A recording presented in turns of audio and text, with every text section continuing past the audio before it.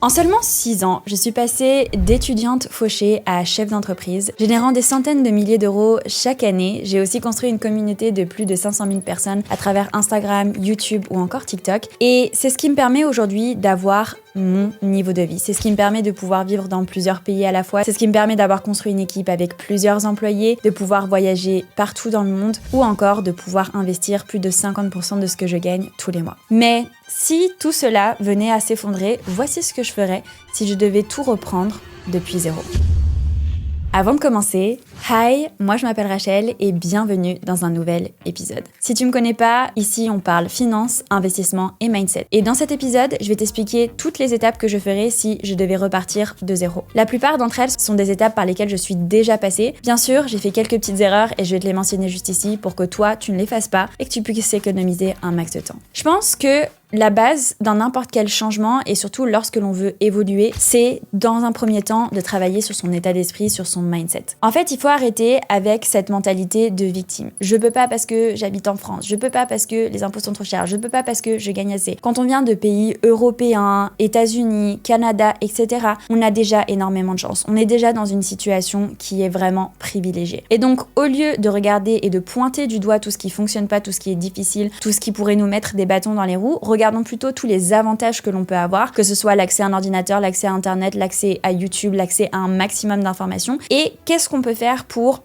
faire en sorte en fait d'améliorer notre niveau de vie. On a un réel avantage d'être né dans certains de ces pays-là, ne serait-ce qu'au niveau de notre passeport, ne serait-ce qu'on peut voyager dans n'importe quel pays dans le monde sans devoir faire un visa, etc. Donc la première étape avant de faire n'importe quel changement et surtout quand on veut s'enrichir et augmenter son niveau de vie, c'est de travailler sur son état d'esprit. C'est en effet d'ailleurs ce par quoi je suis passée. C'est-à-dire que la première année où j'ai commencé à travailler, j'ai pas mis en place tout ce que je vais vous dire juste après. La première chose que j'ai fait la première année où j'ai été employée, c'est que j'écoutais des livres audio de développement personnel du matin au soir. Que ce soit dans les transports, que ce soit quand j'avais des tâches répétitives au travail. Tout le temps. L'objectif, c'était de reprogrammer mon cerveau, d'enlever cette manière de penser qui était parfois limitante avec énormément de fausses croyances qui impactaient ce que je pouvais faire, qui impactaient mon évolution, qui impactaient aussi ma confiance dans ma prise de décision et dans ma prise de risque, qui faisait qu'en fait j'étais bloquée dans un schéma. Parce que ce qu'il faut savoir, c'est que quand j'ai commencé à être employée et que j'ai terminé mes études, je ne voyais absolument aucune autre option que d'être employée, et ça toute ma vie, parce que je voulais avoir un maximum de sécurité et parce que je pensais surtout qu'aucune autre option était possible pour moi et ne pourrait me convenir. Jusqu'à ce que je comprenne que, en fait, je m'enfermais toute seule dans une case. Et que si j'étais dans cette case-là, c'était de ma faute. C'est parce que j'avais certaines croyances et c'est parce que j'avais une certaine manière de penser. Et donc, il fallait que je réécrive, en fait, toute cette vision que j'avais du monde pour comprendre que tout était absolument possible. Alors attention, je dis pas que tout le monde doit être entrepreneur, loin de là. Et d'ailleurs, je vais vous faire un épisode à ce sujet-là, parce qu'il y a plein de moyens de gagner beaucoup d'argent dans la vie, sans pour autant avoir un business. Et je pense que ça, faut que ça rentre dans la tête de tout le monde. Par contre, avoir le bon état d'esprit, celui où on se dit que tout est possible, où on peut tout accomplir, où peu importe dans quel domaine tu as envie de travailler, d'évoluer, d'exceller, tu peux le faire et tu peux devenir la meilleure version de toi-même, tu peux devenir la personne qui excelle le plus dans n'importe quel domaine. Ça, c'est totalement possible. Par contre, la seule manière de l'atteindre, c'est que tu prennes tes responsabilités. Faut que tu comprennes que la situation dans laquelle tu es actuellement, elle est en grande partie parce que tu l'as voulu. Et si tu veux changer, t'as juste à vouloir ce changement. Alors bien sûr, ça n'arrive pas du jour au lendemain, mais à partir du moment où tu comprends que tu peux prendre tes responsabilités, tu peux changer ta vie, tu peux voir toutes les opportunités qui sont autour de toi, tu peux les saisir, c'est là où un monde nouveau s'offre à toi. L'étape suivante, qui est un peu en lien avec les séminaires, c'est que je suis devenue obsédée par le fait d'apprendre et d'acquérir de nouvelles connaissances. En fait, ce qu'il faut comprendre, c'est que les personnes qui gagnent plus d'argent que toi, ou plus d'argent que moi, c'est des personnes qui ont tout simplement plus de connaissances, plus d'informations, et qui ont la possibilité d'utiliser ces compétences, ces connaissances et ces informations pour générer de l'argent, pour faire fructifier cet argent, pour l'investir, etc. C'est pas forcément des gens qui sont plus intelligents. C'est des personnes qui ont été curieux, persévérants et disciplinés. Et donc la deuxième chose que je ferais si je devais repartir depuis zéro, c'est que je ferais en sorte de m'informer et de me former au maximum. Et j'en ai fait. J'ai fait The Amazing Selling Machine. J'ai fait la formation de Vanessa Lowe. J'ai fait la formation d'Hermosi. J'ai fait des formations avec Tatiana Mzims. J'ai fait celle de Cody Sanchez il y a à peu près 1 an. Bref, acquérir des connaissances, c'est essentiel et c'est un véritable tremplin. Et donc, certes, c'est bien de faire des formations, mais il y a quelque chose de très simple que tu peux faire. Et c'est d'ailleurs ce que j'ai commencé à faire dès que j'ai voulu passer à une étape au-dessus, on va dire. C'est que à chaque moment où j'aurais pu écouter de la musique, où j'aurais pu regarder des vlogs, où j'aurais pu être en train de regarder Netflix, ce que je faisais à la place, c'est que j'écoutais des podcasts, où je regardais des vidéos, que ce soit sur les investissements boursiers, que ce soit sur le business, que ce soit sur le développement personnel, pour acquérir un maximum de connaissances et d'informations et faire en sorte de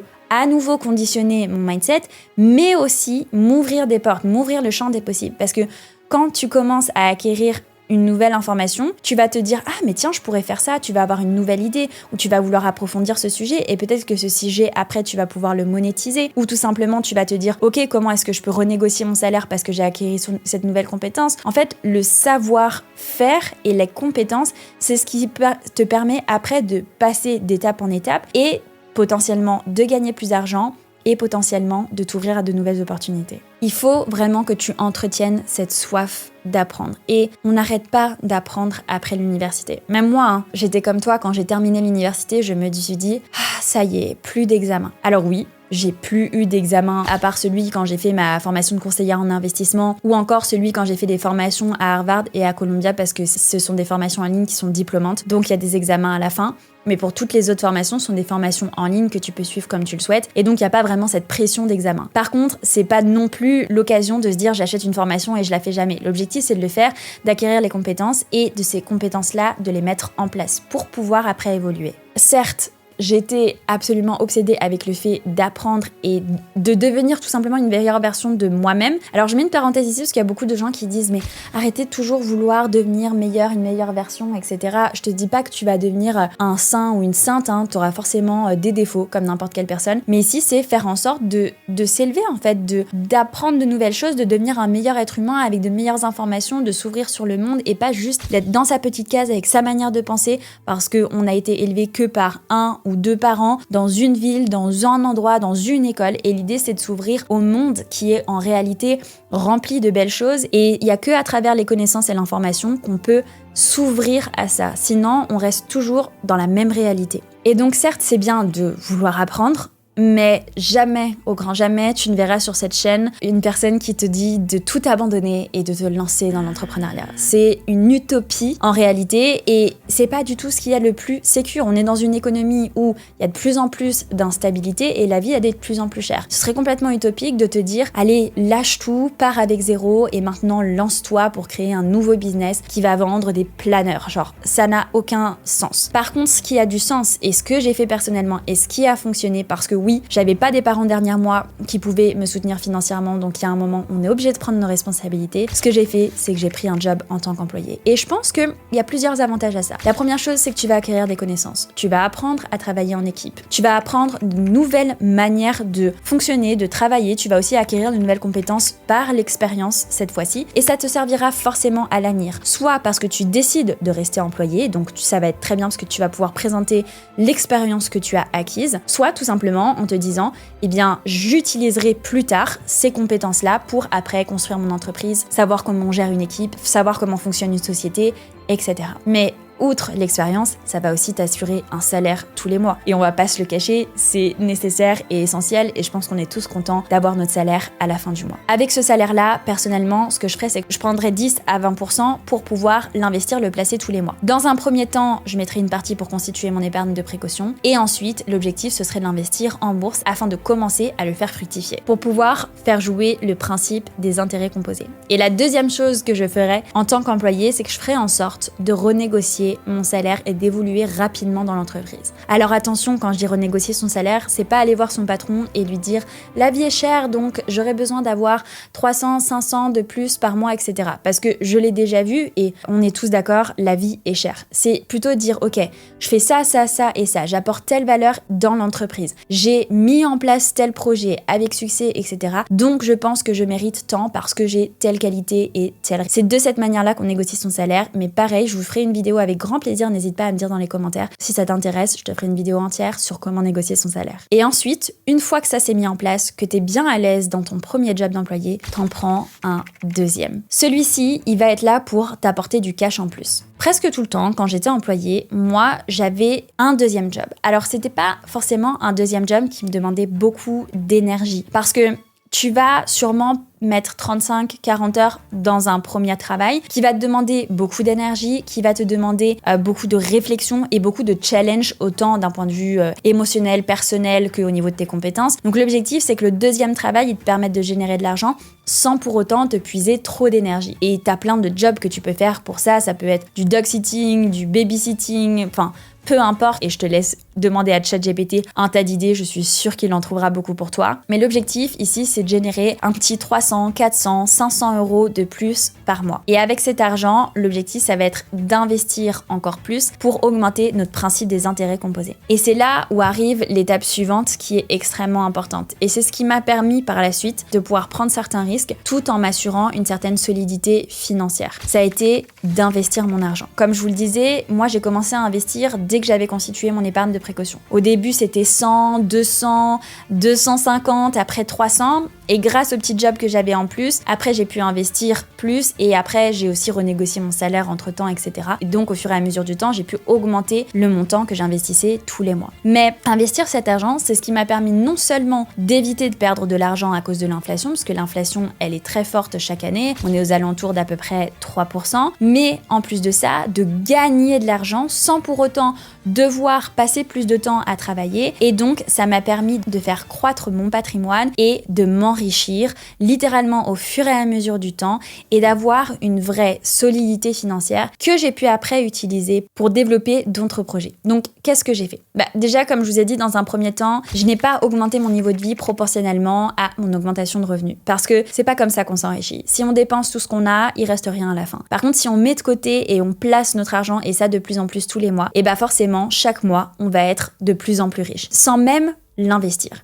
Après, si on décide de l'investir, comme par exemple, moi ce que j'ai fait, c'est que j'avais ouvert un compte titre et une assurance vie à l'époque quand j'étais en France et j'ai placé mon argent sur des ETF. Au début, j'avais un petit budget, donc 2-3 ETF, c'était largement suffisant. Et au fur et à mesure du temps, j'ai complexifié un petit peu ma stratégie et donc j'ai ajouté 2 nouvelles ETF et j'ai aussi trouvé d'autres stratégies d'investissement qui m'ont permis de booster un petit peu mon rendement. Pour vous donner une moyenne du rendement au cours des 10 dernières années sur le SP500 qui correspond aux 500 plus grandes entreprises américaines, le rendement moyen, il est d'environ 10%. Dites-vous juste que c'est ce que j'ai pu gagner chaque année sur les investissements que j'ai placés. Au lieu d'avoir gagné 0,5, 1% en laissant par exemple mon argent sur un livret A. Parce que l'objectif en fait, c'est de s'enrichir le plus longtemps possible et de se créer une stabilité, une solidité financière qui nous permet à un moment de ne plus devoir échanger notre temps contre de l'argent. Et c'est pour ça qu'il faut combiner dans notre enrichissement à la fois l'enrichissement de court terme et de long terme. Le court terme, c'est le travail que l'on peut produire et les heures qu'on peut échanger contre de l'argent. Le long terme, c'est les investissements boursiers qui nous rapportent à peu près en moyenne 10% par an, c'est la moyenne du SP500, et ça au fur et à mesure du temps. Et en fait, le rendement s'accumule au fur et à mesure du temps, ce qui nous permet d'avoir un enrichissement qui est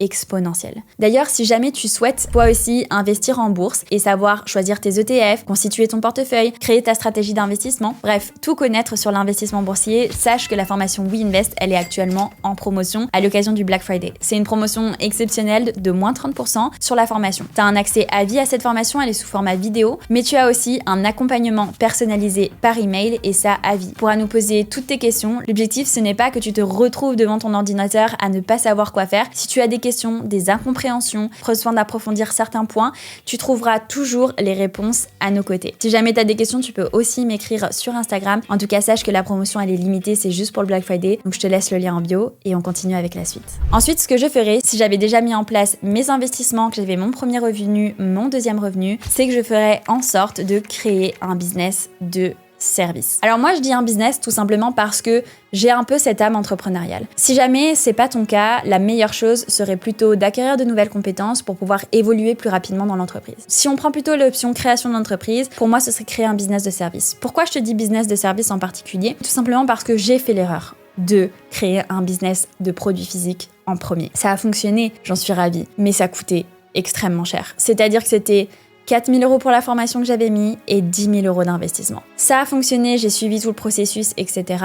Mais déjà, j'ai pas retrouvé mes 10 000 € d'un coup parce qu'il y a plein de frais après de publicité, etc. qui étaient engendrés et il fallait les payer. Donc, même si j'ai réussi à vendre tout mon stock, j'avais beaucoup de choses à payer par la suite. Mais surtout, pour la plupart des personnes, ça pourrait vraiment les déstabiliser et les mettre dans une situation financière qui était délicate. Comme je te disais, moi, j'ai pu me permettre de prendre cette option-là parce que j'avais non seulement mes investissements, mon épargne de précaution et en plus, j'avais 2 sources de revenus. Si je n'avais pas eu tout ça, je n'aurais jamais pris ce risque-là. Donc, une des meilleures choses, ce sont plutôt les business de service, tout simplement parce qu'il n'y a pas ces frais en fait qui sont engendrés au départ. Tu peux commencer avec beaucoup moins et prendre beaucoup moins de risques d'un point de vue financier. Je suis sûre que tu vas me dire, mais alors dans quoi est-ce que je pourrais faire ce business-là? Il y a énormément d'opportunités. Je prends très souvent un exemple d'une personne, et d'ailleurs je l'ai rencontrée en séminaire, c'était très chouette, qui a développé un business pour laver tout ce qui est textile, donc les canapés, les matelas, les tapis, etc. Et ça fonctionne hyper bien pour elle et elle a déjà créé un business qui tourne. T'as pas besoin de réinventer quelque chose. Par contre, regarde ce dans quoi, par exemple, il y a de la demande, il y a des besoins dans ton entourage ou ce dans quoi tu es doué et tu as des compétences particulières. Ça peut être des choses qui sont aussi simples que le nettoyage de textiles, mais ça peut être aussi un domaine où tu as des connaissances particulières. Je pense à une personne qui travaille pour moi, qui a élevé ses 3 enfants seule et qui disait j'ai envie de créer une formation pour les mamans solo qui élèvent 3 enfants seuls. C'est une compétence réelle qui je pense pourrait servir à énormément de mamans et je lui disais mais vas-y fais-le parce que ce sera vraiment utile et ça pourrait servir à énormément de personnes. Donc regarde les compétences que tu as, regarde les informations que tu as, regarde les nécessités qu'il y a autour de toi et fais en sorte de créer un service qui répond à un besoin, à une nécessité. Il ne s'agit pas de réinventer quelque chose qui n'existe pas, c'est pas forcément la bonne option, mais plutôt de répondre à un besoin réel qui n'est pas encore satisfait. Et ensuite, avec les revenus que tu perçois, il va falloir réinvestir 80% de ceci. J'aime toujours garder 20% des revenus additionnels pour me faire plaisir. Parce que l'objectif, c'est de tenir dans la durée. C'est pas de se tuer à la tâche parce que ça a été trop difficile émotionnellement, physiquement, et du coup, t'abandonnes tout, et du coup, bah oui, t'as gagné beaucoup d'argent pendant quelques mois, peut-être, et après, tout s'effondre. L'objectif ici, c'est de tenir dans le temps. Et pour ça, il faut à la fois se récompenser, mais aussi prendre soin de soi. Donc, il faut déjà faire en sorte d'apprendre à s'écouter réellement. Quand est-ce que je suis fatiguée versus quand est-ce que j'ai la flemme. Et comme ça, dans les moments où je suis vraiment fatiguée, je me repose. Et dans les moments où j'ai la flemme, je vais savoir me pousser un petit peu. Mais il faut aussi se récompenser pour tout le travail qu'on a fait et de se dire, ok, grâce à ce travail-là, je vais pouvoir me faire plaisir sur ça, ça et ça. Donc les 20% pour se faire plaisir, ils sont importants parce qu'ils vont t'apporter de la satisfaction pour le travail fait. Parce que c'est un peu le seul moyen d'avoir des récompenses. Tu auras des récompenses pour les résultats, tu n'auras pas des récompenses pour le travail fait. Ensuite, la deuxième chose, c'est du coup de prendre 80% que tu vas réinvestir. Moi, ce que je faisais personnellement, et c'est ce qui a fonctionné le mieux, c'est que je prenais 30% que j'investissais en bourse via mes comptes d'investissement. Pourquoi est-ce que je réinvestissais pas tout dans le business? Parce que souvent on dit il faut tout réinvestir dans le business, il faut faire grandir ton business au maximum, etc. On sait jamais ce qui peut se passer. Et moi je pars du principe, et qu'il faut toujours garder ça en tête, c'est que l'argent de ton entreprise, c'est pas le tien. Donc si tu ne le sors jamais et si tu ne fais pas en sorte de l'investir en ton nom propre, s'il se passe quoi que ce soit avec l'entreprise, si pour X et Y raison elle ne fonctionne plus, ou le marché est entre guillemets saturé, ou bref, il y a des sanctions particulières ou quoi que ce soit et que tu peux plus exercer, si toi t'as fait que réinvestir dans l'entreprise, en fait tu n'auras plus rien parce que tu n'auras rien sorti pour toi en tant que fondateur, en tant que personne qui a tout fait en fait pour que cette entreprise elle évolue. Donc c'est bien de prendre 30%, le sortir, le mettre de côté à notre nom, le faire fructifier. De cette manière-là, on va déjà récolter les fruits de notre travail, mais en plus de ça, on va faire fructifier cet argent grâce à nos investissements boursiers. Et en même temps, on va aussi faire grandir notre entreprise et potentiellement les revenus futurs de cette entreprise et par conséquent nous-mêmes, grâce à 50% que l'on va réinvestir dans l'entreprise. Et du coup, ici, on aura satisfait les 3 différents pôles qui sont la satisfaction personnelle, le plaisir instantané, ensuite le développement de toi, ta personne, de ton enrichissement et de ton patrimoine pour atteindre une certaine liberté financière et en même temps le développement de ta seconde source de revenus. Pourquoi je dis seconde source de revenus? Parce que moi ce que j'ai fait personnellement c'est que une fois que j'arrivais à générer le même salaire que j'arrivais à générer avec ma seconde source de revenus, pas ma première, ma seconde source de revenus, j'ai arrêté la seconde source de revenus, comme ça je sais que je me concentrais encore plus sur mon entreprise pour le faire développer. Et là ce que je te recommande, c'est pas ce que j'ai appliqué pour moi mais je vais t'expliquer pourquoi. Quand est-ce que tu vas quitter ton emploi principal? idéal, c'est à partir du moment où l'entreprise que tu as créée, le business que tu vas créer va générer pendant plus de 6 mois au minimum le salaire que tu avais avec ta première source de revenus et ta deuxième source de revenus. Donc pendant au minimum 6 mois, c'est-à-dire qu'on veut une stabilité dans l'entreprise qui nous assure qu'au moment où on va quitter notre emploi, on va pas avoir un niveau de vie qui va plonger ou se mettre dans une situation qui va être très délicate. On va pouvoir continuer avec notre même niveau de vie et pouvoir garder notre solidité et notre confort financier. Parce que c'est ça aussi qui est important, c'est que passer d'un niveau de vie de là à là, c'est agréable pour absolument personne. Donc on veut faire en sorte de se mettre le plus possible en sécurité. Et donc c'est à ce moment-là que moi, je quitterai, entre guillemets, mon job pour le remplacer à temps complet par mon business. Pourquoi moi est-ce que je l'ai pas fait? Tout simplement parce qu'il y a eu un licenciement économique dans la boîte dans laquelle je bossais. Et donc, j'ai été licenciée parmi les 50% des personnes qui l'ont été. Et tout simplement, j'ai dû me lancer dans le grand bain. Donc voilà, j'étais en Suisse, donc c'est pas les mêmes conditions qu'en France, on reçoit pas notre salaire pendant 1 an, etc. C'est pas du tout le cas. J'ai pas le droit de dire exactement combien j'ai eu, mais j'ai eu très peu de mois. Donc voilà, mais étant donné que l'entreprise fonctionnait déjà bien et que j'avais mon épargne de précaution, j'ai pu garder un niveau de vie qui était plutôt stable et après par la suite complètement remplacer le revenu que j'avais grâce à mon emploi, grâce à mon entreprise. Et voilà, en vrai, si tu suis cette stratégie, que tu la mets en place et que tu gardes de la discipline et de la persévérance, il y a de grandes chances que tu atteignes les différents objectifs que tu as envie d'atteindre. Parce que personnellement, je l'ai fait et comme je te disais, c'est pas arrivé du jour au lendemain. Pour être dans la situation dans laquelle je suis actuellement, il m'a fallu entre 6 et 7 ans. Et il y a eu des années avec des résultats qui étaient très petits et surtout très peu visibles parce que en fait, on a l'impression maintenant que les résultats explosent et qu'ils sont presque du jour au lendemain parce que mes résultats sont plus visibles, que ce soit là où je vis, c'est un endroit qui est connu, qui est beau, etc. Même mon appartement est bien plus joli qu'avant et tout ça. Mais quand j'habitais encore à Aubervilliers, eh bien, certes, mon quartier n'était pas le plus beau, certes, mon appart n'était peut-être pas le mieux décoré, mais j'avais déjà des petits succès, j'avais déjà des résultats et je continuais de travailler et de persévérer même si je n'avais pas forcément une récompense sociale. Oui, ça se voyait pas forcément. Par contre, j'évoluais et je me comparais à moi-même. J'étais qui il y a 1 an? Je faisais quoi il y a 1 an? Ok, j'ai évolué, j'ai grandi sur ces points-là, je me suis améliorée sur ça, j'ai gagné plus à ce niveau-là. Et en fait, au fur et à mesure du temps, j'ai continué et j'ai réussi à atteindre certains de mes objectifs et je suis toujours en train de travailler pour en atteindre de nouveaux. Prends ton temps, sois patient et si tu as la possibilité, fais en sorte d'être accompagné parce que c'est ça l'avantage que ont par exemple les personnes qu'on accompagne dans WeInvest. Je fais en sorte de leur partager non seulement mes erreurs mais surtout les bonnes connaissances et celles que les personnes doivent avoir pour pouvoir faire évoluer leur patrimoine et s'enrichir au fur et à mesure du temps. Je te rappelle que la promotion WeInvest, elle est jusqu'à dimanche prochain, je te la laisse en bio et je te laisse une autre vidéo jusqu'ici si tu veux continuer à te former sur la finance et les investissements.